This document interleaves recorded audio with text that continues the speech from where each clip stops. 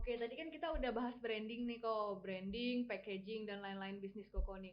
Nah, menurut pengalaman Koko nih selama menjalani bisnis, seberapa penting sih branding untuk sebuah bisnis nih kok? Oke, mungkin buat orang tua kita atau Mm-mm. generasi kakek nenek kita branding itu nggak penting banget ya, Mm-mm. karena ya mereka bisnisnya mungkin Udah yang biasa jualan konvensional, ya. ya kan.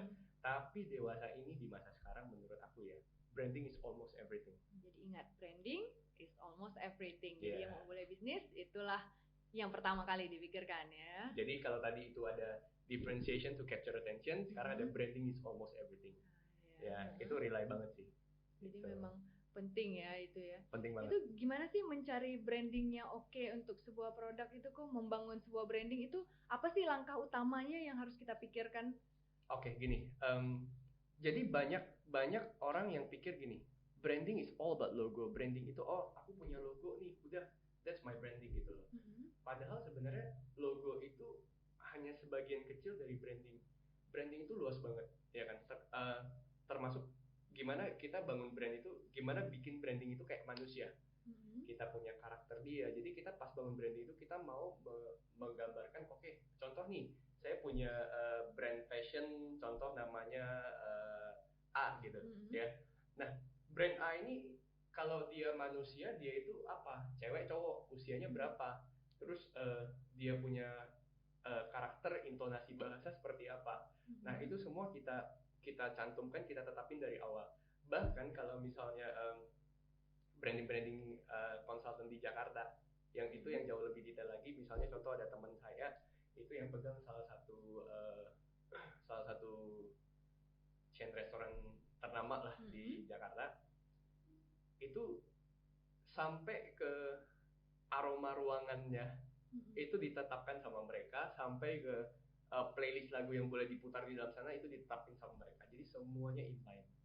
Berarti gitu. Memang udah di-define dari awal arahnya mau kemana sih, bentuknya mau seperti apa sih, sampai sedetail itu ya aromanya. Sampai sedetail ya. itu, sampai pengambilan fotografinya seperti apa, sosial media bahasanya seperti apa, begitu, lightingnya seperti apa, moodnya semua disetting. Berarti memang dari awal dia udah menetapkan itu ya. Tapi kan kebanyakan ada nih beberapa teman saya yang kayak misalnya pengen bikin bisnis, ya udahlah logo awal aja, ntar berubah-berubah. Itu sebenarnya gimana sih kok? Apa boleh ya misalnya kita asal ada dulu, tapi sepanjang perjalanan kita ubah logo untuk lebih baik mungkin maksudnya. Tapi apa itu lebih bagus apa malah merusak sih gitu untuk sebuah bisnis, sering ganti logo?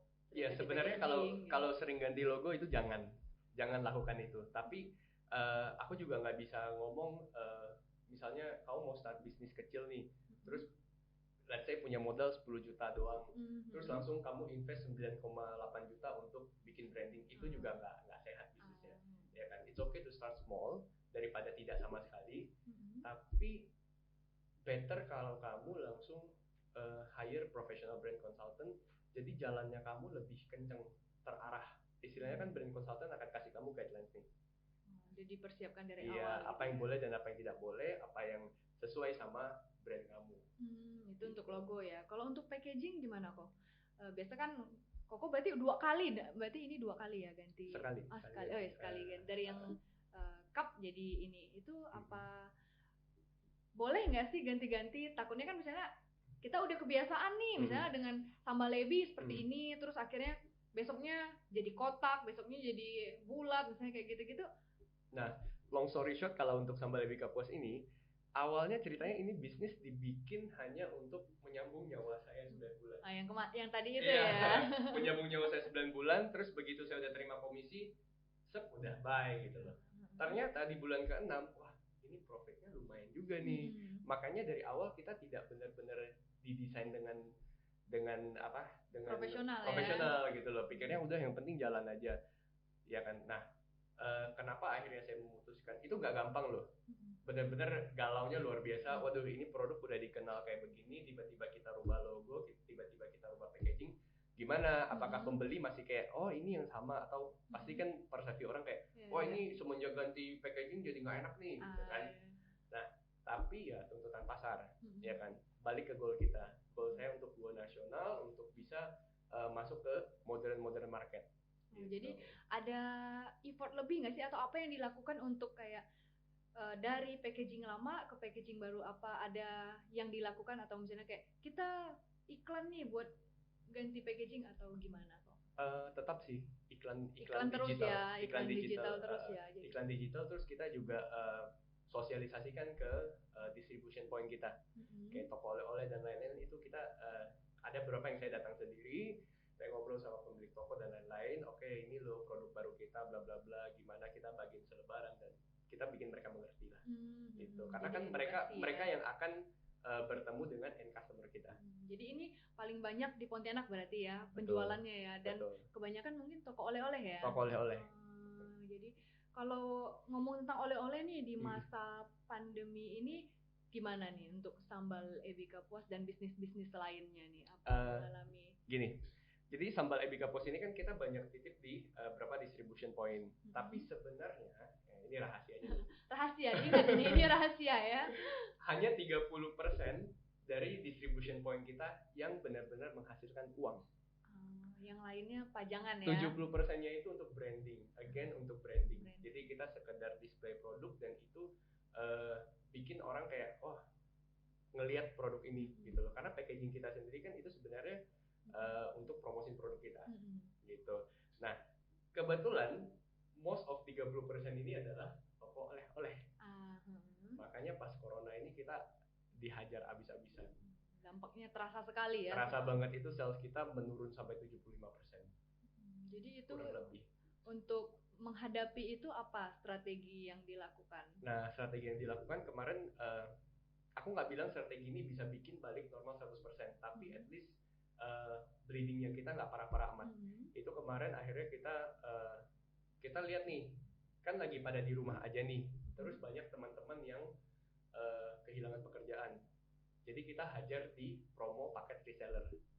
Jadi dari yang tadinya biasa untuk menjadi reseller kita itu pengambilan minimal 5 karton, aku minimalkan. Jadi istilahnya teman-teman yang baru kehilangan pekerjaan juga bisa jadi reseller kita. Ambil 1 karton aja itu udah kita kasih harga reseller. Ya puji Tuhan strategi kayak begitu jadi ini sih ngebantu kita. Terus kita juga hajar ke market online. Market online ya. Betul. Memang sebelumnya di marketplace kan kita sudah ada.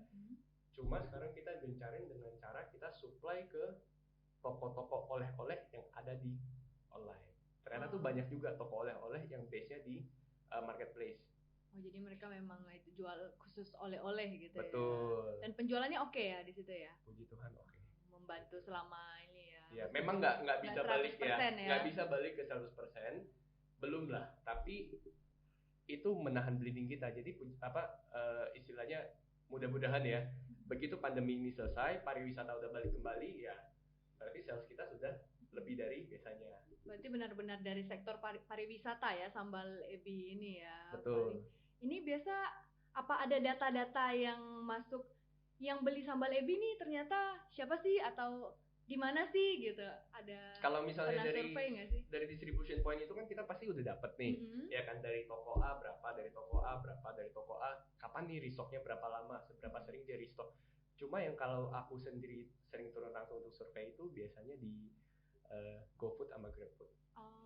Kadang suka iseng tanyain drivernya, Pak ini yang beli ngantar kemana sih gitu loh. Nah ini juga penting nih buat apa? Buat kamu menentukan strategi marketingmu. Kenali customermu. Itu harus kenali customer ya pertama untuk produk sendiri. Iya. Dan kenali customer tuh bukan sekedar demografis aja.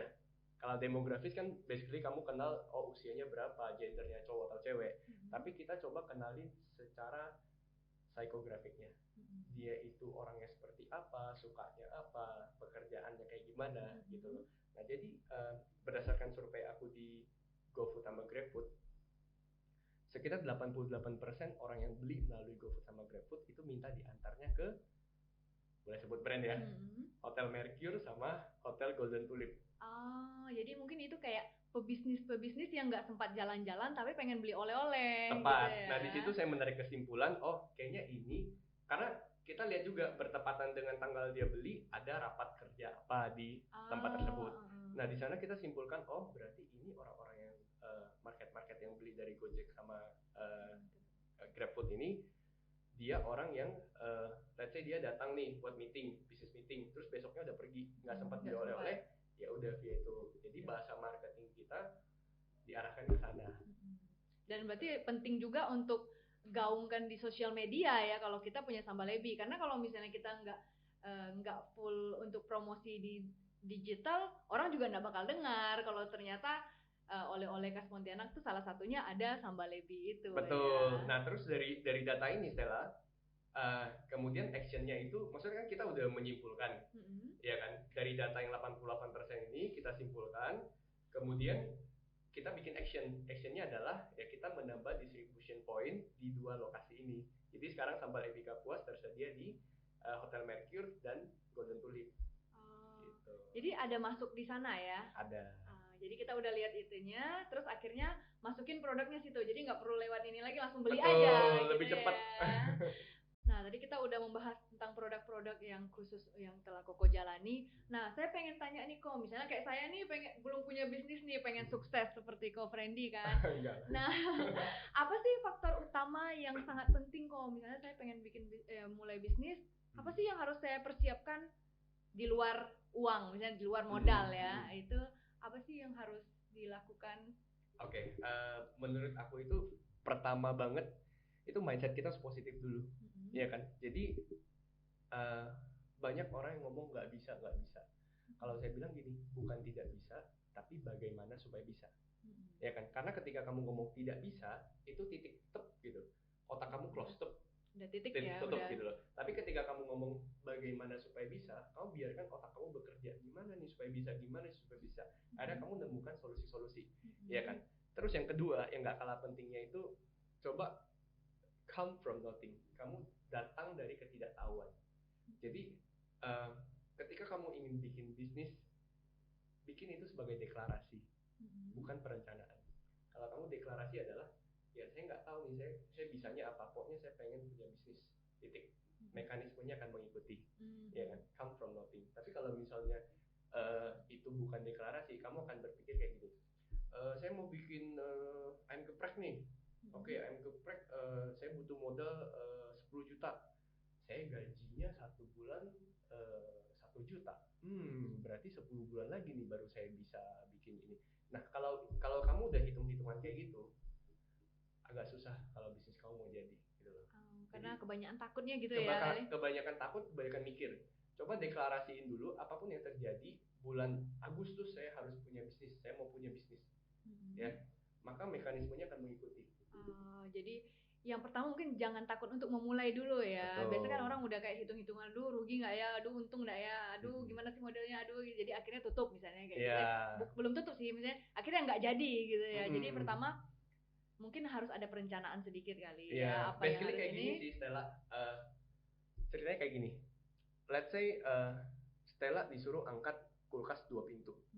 Stella di otak akan berpikir, wah badan saya sebesar ini, saya cewek lagi, gimana saya bisa ngangkat kulkas 2 pintu, gitu loh. Tapi coba rumah itu kebakaran. Oh, itu tiba-tiba kuat gitu ya. Tiba-tiba kuat karena otak kita udah nggak pakai mikir lagi. Yang Stella deklarasikan pada saat itu adalah, saya mau menyelamatkan kulkas 2 pintu ini. Akhirnya terangkat. Harus push diri sendiri dulu ya awalnya. Ya. Dan itu otomatis terjadi karena Stella tidak hitung-hitungan, tidak melihat diri sendiri, oh saya ini badannya sekecil ini, sebesar ini.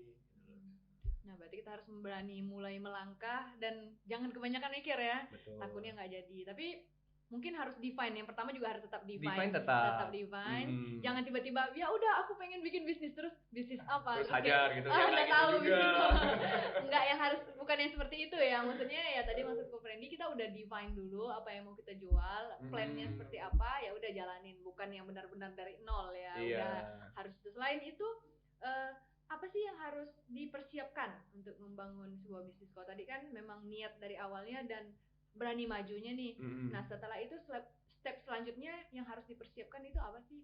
Again, kayak yang tadi aku ngomong, analisa pasar. Ya kan, penentuan produk gitu loh. Apakah pasar ini siap untuk terima produk atau jasa yang akan kamu tawarkan.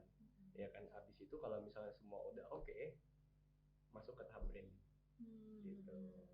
Kalau tadi kan juga ada salah satu permasalahan itu SDM ya kok ya. Itu ada ini nggak sih kayak tips gimana sih mencari SDM yang oke untuk bisnis kita, atau secara Koko sendiri pengalaman pribadi cara mensortir SDM yang oke untuk bisnis sendiri? Itu kan kebanyakan kan ya kayak kutu loncat gitu ya, datang pergi. Betul. Sebenarnya kalau ngomongin soal SDM ini susah ya, rumit banget gitu loh. Saya pun kadang masih mengalami hal-hal serupa. Tapi kalau berangkat dari pengalaman pribadi, saya lebih treat karyawan saya itu seperti keluarga, ya kan.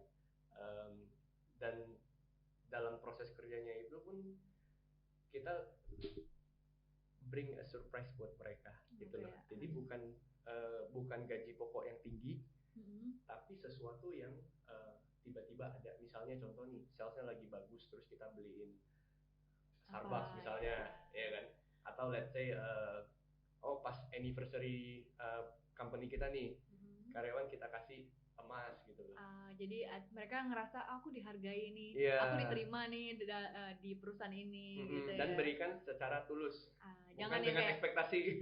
Aku kasih katanya biar mereka kerjanya keras gitu ya. Bukan, jadi itu sebagai wujud apresiasi lah buat mereka gitu loh. Tapi ya again ya, itu juga bukan suatu jaminan kalau SDM tidak akan bertingkah. Ya pasti gitu. Ya, itu permasalahan di mana-mana ya. Mungkin ada ini kali ya, bocoran sedikit. Mungkin kan banyak nih bisnis owner kayak Ko Friendly.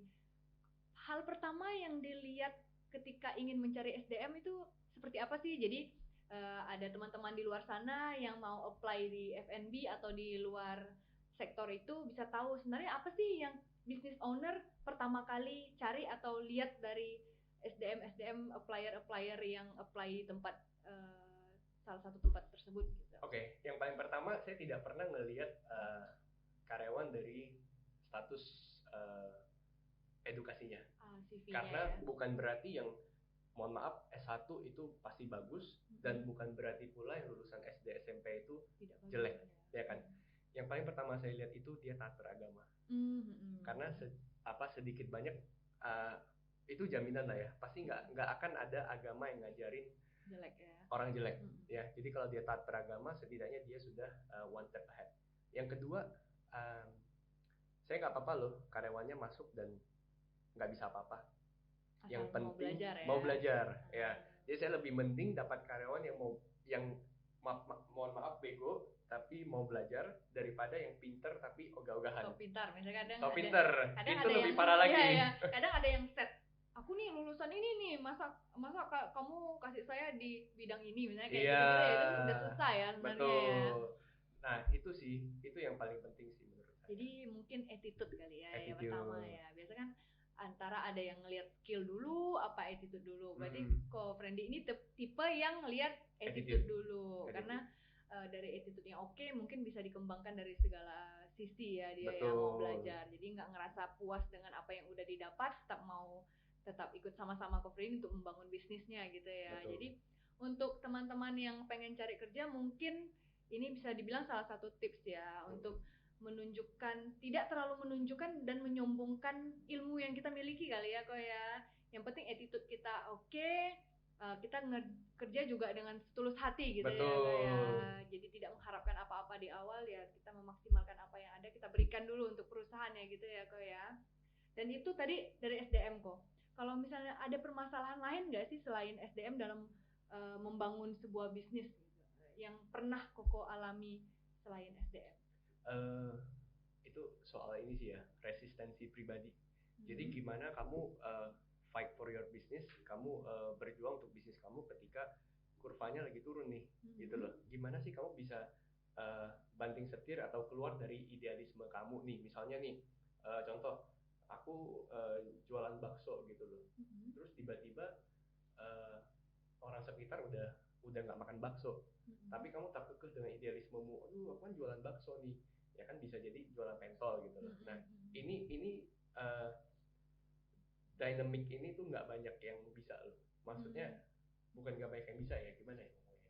Kadang susah ya untuk udah kebiasaan jualan itu, Iya. dia kayak aku tetap harus mau ini pokoknya, kayak aku Betul. udah turun temurun dari berapa tahun ya kayak harus menjalankan itu. Toh kan yang mesti kita ingat ya, tujuan dari bisnis ujung-ujung adalah cuan, Iya, profit. profit. Iya. Jadi memang kita kadang harus fleksibel mungkin ya. Betul. Kita mengikuti perkembangan zaman, apalagi sekarang perkembangan zaman kan udah cepat sekali ya. Kalau misalnya kita ketinggalan ya mungkin bisa ketika produknya jadul dengan barangnya sama mungkin repackaging kali ya. Jadi nggak harus ngubah bisnis model, tapi mungkin lebih di pack atau di plan kan mengikuti zaman mungkin. Betul. Gitu ya. Wah itu apa, tren itu lagi gila-gilaan ya berubahnya ya kan. Ingat banget waktu kuliah itu orang-orang lagi heboh beli tiket pesawat pakai aplikasi dari maskapainya. Nah sekarang udah dihajar. Sekarang justru kalau anak muda masih beli tiket di travel agent, itu jadi tanda tanya, ada apa dengan anak muda ini? Ya ada kan? apa dengan mereka? Padahal gitu. Itu nggak sampai belasan tahun loh. Iya kan? Sekali tiba-tiba udah kayak ada aplikasi-aplikasi yang gampang ya, tinggal klik lalu udah nggak perlu ke ini, udah banyak maskapainya, udah listnya udah full ya, dengan promo-promo yang gila-gilaan lagi. Betul, begitu juga dengan cari kerja kan. Mungkin dulu kita mesti print-printan, selebaran CV dan lain-lain, dicetak apa segala macam, mesti datang satu-satu. Sekarang sudah ada solusinya. Udah ada solusinya.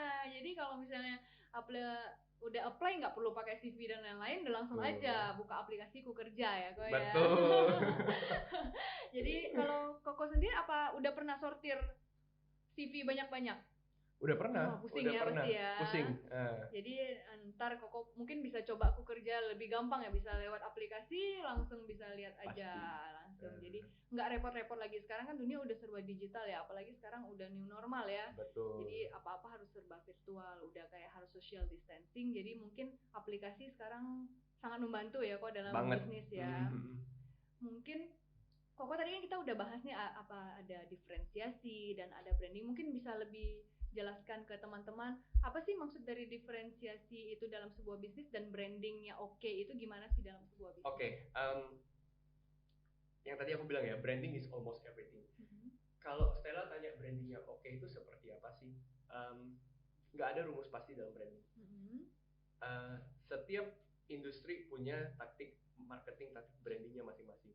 Dan ring pertarungannya branding itu ada di sini, persepsinya calon customer kamu, ya kan. Jadi kalau misalnya ditanya brandingnya oke itu seperti apa sih, mungkin aku bisa jawabnya brandingnya oke itu adalah branding yang relevan sama target market kamu, gitu loh. Istilahnya kalau misalnya kamu brand fashion, kamu jualan target marketnya itu cewek, ya cobalah pakai tulisan-tulisan yang lebih tipis-tipis, let's say, untuk desainnya, visualnya. Terus yang kamu ngomongin, ya jangan kamu ngomongin sepak bola, MU, jangan ngomongin itu. Coba ngomongin mungkin Korean drama dan lain-lain yang mengena ke perempuan-perempuan, gitu. Ngomongin soal make up, ngomongin soal beauty tips, begitu-begitu. Nah, kalau untuk diferensiasi itu, ini penting banget sih, differentiation to capture attention. Dimanapun, di sektor manapun, mau kamu cari kerja, mau kamu berbisnis, mau kamu jadi karyawan pun sekalipun, itu penting banget. Gimana kamu bisa stand out dari orang lain. Nah, perlu kamu kenalin ada red ocean sama blue ocean. Red ocean itu ya istilahnya red ocean itu kan kayak samudra yang merah. Kenapa merah? Itu udah berdarah-darah.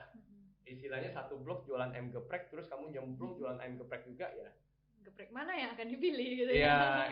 Itu perang-perangan, ujung-ujung kamu banting-banting harga. Banting-banting harga ya, menurut aku kalau banting-banting harga itu so old school lah ya. Perang-perang harga itu udah zaman dulu banget, ya kan. Kalau kita anak muda, ayo kita perang-perang dengan kreasi, dengan inovasi, ya kan. Nah, maka masuklah jadi blue ocean, ya kan. Misalnya ayam geprek yang basisnya ikan, atau ayam geprek yang pakai dibakar misalnya. Kalau ayam geprek sekarang digoreng, kamu bakar gitu loh. Dan kamu bakal stand out di sana. Jadi tetap diferensiasi dan brandingnya oke. Betul, sama juga kalau misalnya dengan let's say kita ngomong di SDM ya. Pada saat kamu cari kerja, kamu udah tahu nih, misalnya kamu mau apply di salah satu company, kompetitor kamu, pesaing-pesaing kamu itu semuanya ya sama-sama S1, sama-sama pinter, sama-sama public speaking-nya oke. Mungkin kamu sendiri yang bisa 3 bahasa, let's say. Kamu bisa bahasa Mandarin, bisa bahasa Inggris, bisa bahasa Spanyol, then that's your differentiation. Itulah added value-nya kamu.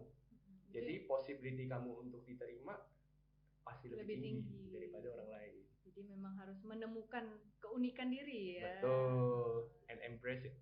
Ya. Berarti itu salah satu tips juga ya. Udah banyak nih tipsnya yang ini. Memang harus menemukan diferensiasi diri dan branding diri sendiri ya. Betul. Kalau untuk langkah misalnya kayak mungkin ada beberapa orang yang bingung gimana sih aku memunculkan personal branding atau menemukan diferensiasi diri, ada cara khusus nggak sih kok gitu untuk menemukan itu?